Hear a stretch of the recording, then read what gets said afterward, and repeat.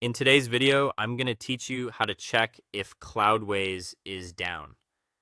If a website suddenly stops loading and you start seeing timeout or gateway errors, it can be hard to tell what is actually wrong.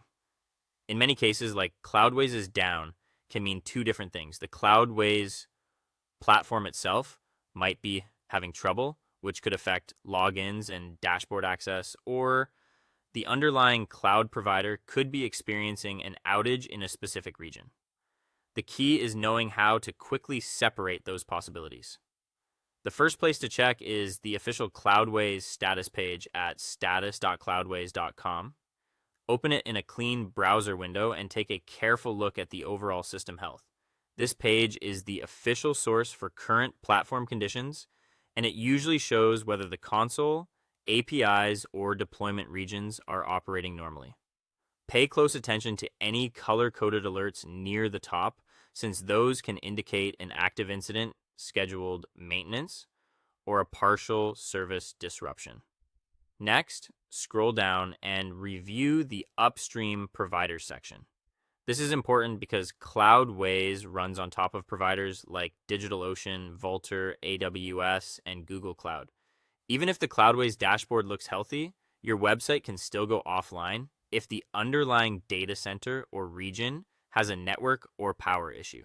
Look for any warnings tied to a specific provider or location, especially if your server is hosted in that same region.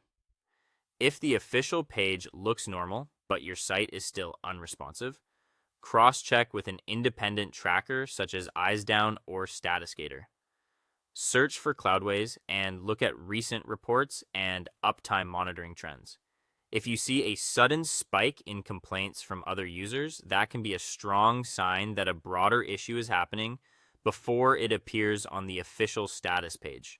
If both the official and third-party status checks look clean, the problem is more likely isolated to your own server. In that case, log into the Cloudways platform. Open your server and review the monitoring graphs. Check CPU, RAM, and disk usage for unusual spikes. High resource usage can cause a site to become slow or completely unavailable. Then go to Manage Services and restart the key services your application depends on, such as Nginx, Apache, or MySQL. This can often clear temporary issues without needing a full server reboot. Before you finish, do one last connectivity check. Review your browser network results, confirm your SSL certificate is active, and make sure the problem is not being caused by a local DNS or ISP routing issue. Once you've checked the platform, the provider, public reports, and your own server health, you'll have a much clearer idea of where the problem really is. Thanks for watching, and I'll see you in the next one.